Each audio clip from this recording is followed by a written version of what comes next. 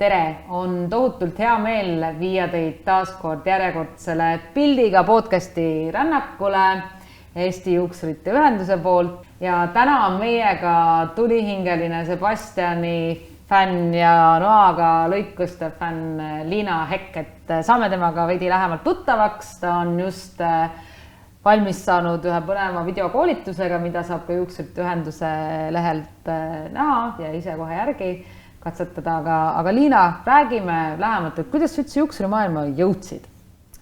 No see on siuke tore põnev lugu selles mõttes, et kunagi aastaid tagasi, ma pakun juba ikka omajagu 20, tekkis või loodi siis Tallinnasse üks väga vinge salong.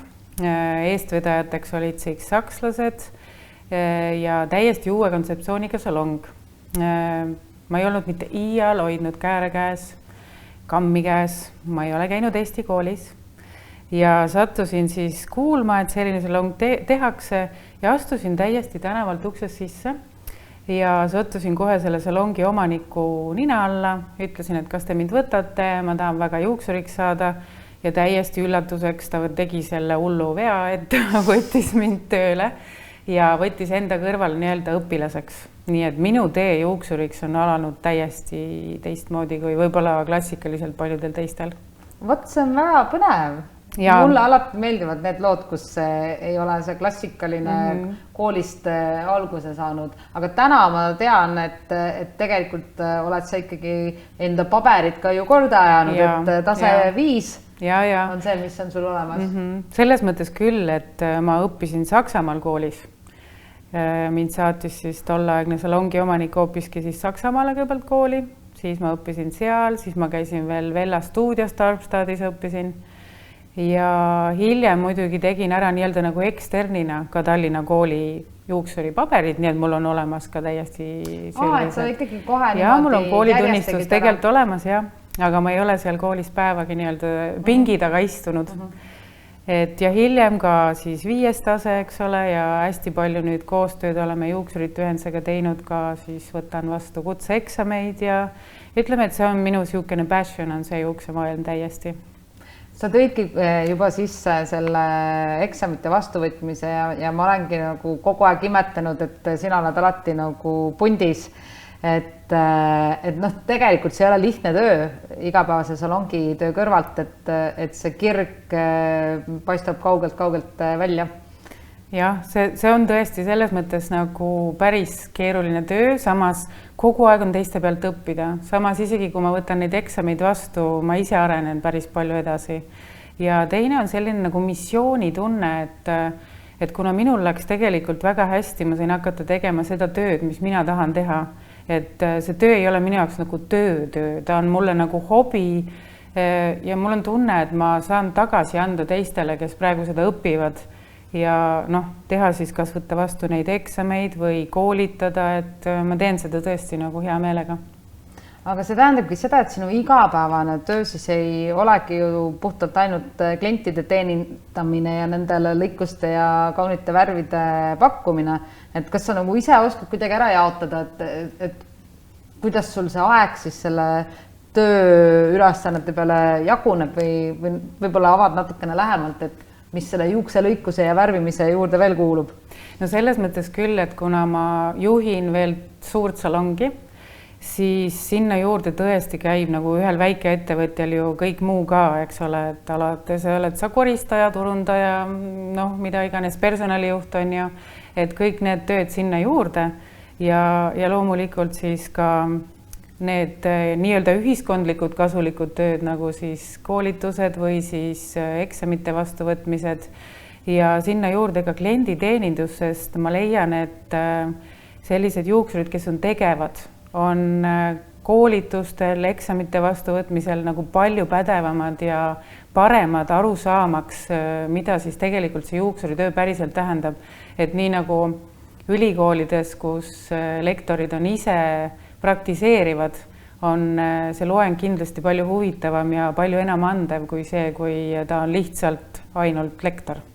Olen sinuga täiesti 100% nõus ka selle selle koolkonna nii-öelda pooldaja, et ikkagi praktiseerivad juhendajad annavad omalt poolt alati rohkem, et nad teavad, millest nad räägivad, nad on kursis, mis parasjagu hetkel toimub, on ju. Just, ja.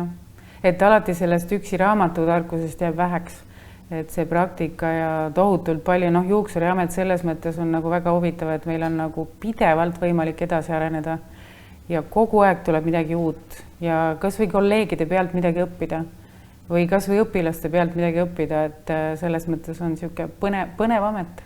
Või taasavastada juba midagi unustatud, on ju, et see hakkab vaikselt jälle tagasi tulema ja siis jälle meelde tuletama, et nii, kuidas see siis nüüd käis? Kus need tehnikad mul kuskil arhiivi on praegu pandud, et otsida jälle see info ülesse. Täpselt nii on, jah. Aga räägi lähemalt oma salongist, et konkreetselt, kus sa praegu toimetad ja kui suur tiim on? Mina toimetan Intersalonis.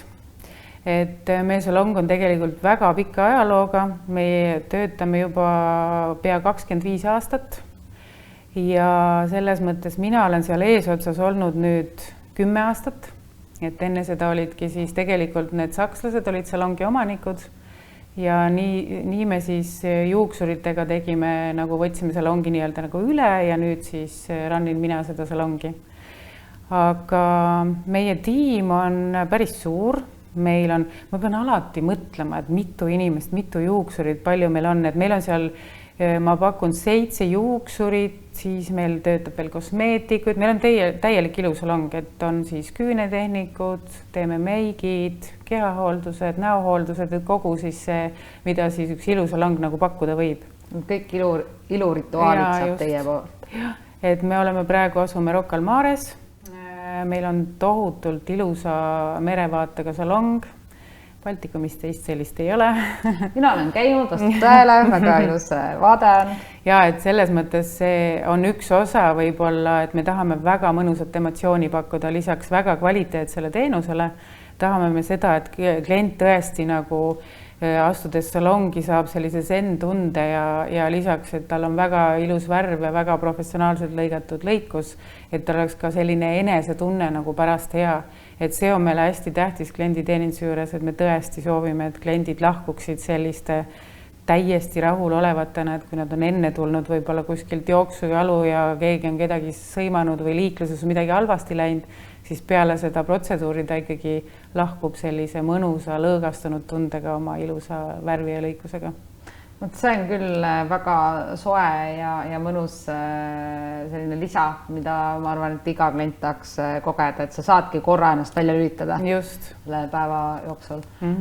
Aga siin ongi mul hea võimalus küsida, Liina, sinu käest, et kuidas sina ennast vahepeal välja lülitada, et sul on neid nagu tegevusi, toimetamisi on nii palju, et mis on need asjad, mis sinu akusid laevad, et sa tõid küll välja, et töö on sinu hobi, aga ikkagi. No see on üks asi tõesti, mis on nagu tore, et see töö on mu hobi, et ütleme nii, et kui sellises kooslusest nagu oma tööd teha, siis ta nagu nii tohutult ei kurna sind, et sa saad tegelikult päris palju nagu töölt tagasi, mulle meeldivad mu kliendid.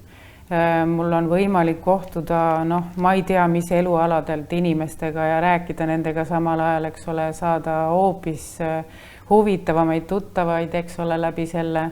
Muidugi ka see näiteks, et jällegi see on seotud küll juuksemaailmaga, kõik võimalike videote tegemine, näiteks videotesse mingisuguseid soenguid välja mõelda, et meil on hästi pidev koostöö laulja Kerli Kõivuga. Meil on jälle siin uued plaanid ja see on ka selline väljaelamine, et siis ma elan ennast täiesti välja, ma ehitan sinna mingisugused hoopis muud asjad, mida ma mitte kunagi nagu töös kasutada ei saa. Et see on ka omamoodi tegelikult siuke akude laadimine. Ja muidugi teine asi on see, mul on siukene nii-öelda kõrvalhobi, ma kujundan aedu. Ja selles mõttes see on siukene tõeline looduses viibimine, kujundamine, aedade kujundamine muidugi ei ole loodus viibimine, see on ikka arvuti taga töö, eks ole, aga pärast kõik see, kui see läheb juba töösse ja ütleme niimoodi, kas või see siis tuleb see mõnus viljade nautimine, ma kujutan ette. Ja või teine asi metsas ringi jalutamine ja sportimine ja kõik sellised tavapärased asjad, loodus köidab mind ja loomad ka muidugi. Et need on siuksed, kus ma nagu akusid laen. ja samas tuleb sealt kindlasti ka väga palju inspiratsiooni loodusest just eriti. Absoluutselt ja kõik need värvid või tekstuurid või ja muidugi inspiratsiooni saab ka nendest ägedatest inimestest, kõik, kes on meie kliendid, kellega me koostööd teeme, et tohutult ägedaid inimesi on meie ümber tõesti.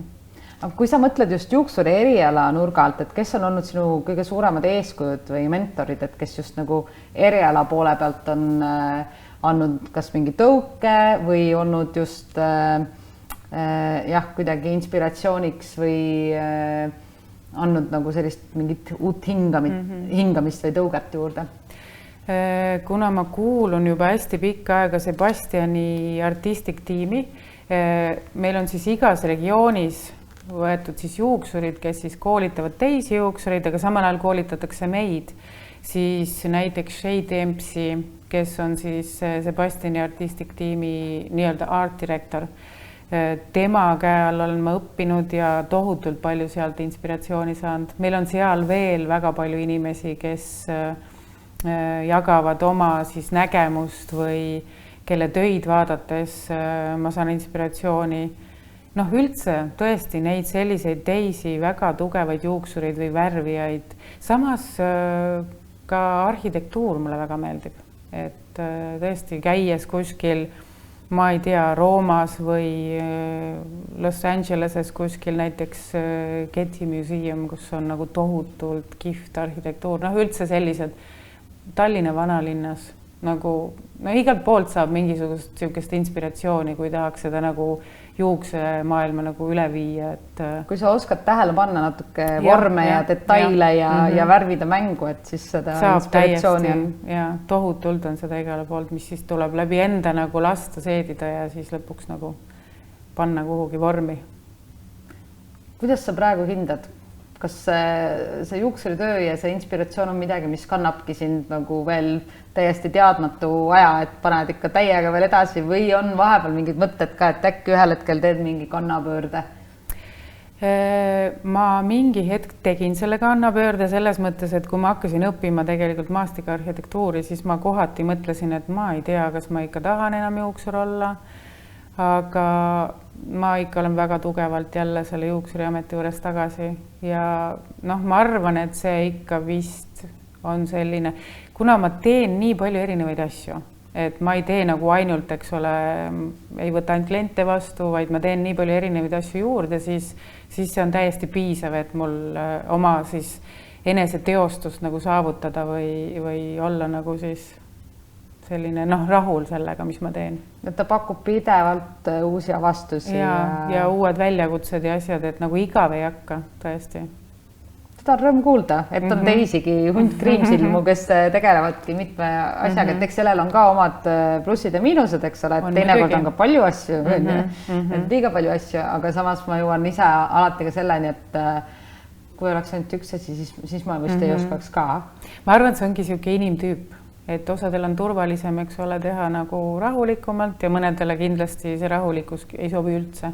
Et just see selline energia tuleb sellest mitme asja tegemisest. Ja see vaheldusrikkus on midagi, mis annabki just sellise elus olemise tunde ja hoiab asja põneva. Mis ei tähenda seda, et ma ei hindaks juuksurid, kes teevadki täisajaga juuksuritööd, sest et see on füüsiliselt juba mega raske. Et tõeline respekt. Just. Et ma arvan, et kõik juuksurid on füüsiliselt nagu väga heas vormis, kui nad suudavad need pikki päevi teha. Nii füüsiliselt kui vaimselt. Vaimselt tuleb ka vormis olla, et see on päris, inimestega töö on üsna keeruline. Ja? Juuksurid kipuvad ju olema meil sellised psühholoogid nagu natuke.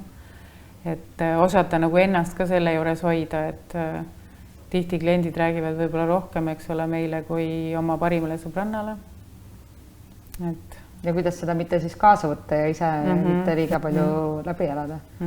Ma arvan, et Liina, sinuga läks meil juttu maa ja ilm veel, aga täna ma arvan, et meil on väga hea siin õpetada just selle sõnumiga, et juuksurid hoidke ennast, et ärge tehke liiga oma füüsilisele tervisele ja ka vaimsele tervisele, kõige looduses ja vaadake kindlasti Liina poolt videokoolitusel edasi antud noaga lõikustehnikat. Ja, väga tore, aitäh teile! aitäh sulle, Liina, uute kohtumisteni!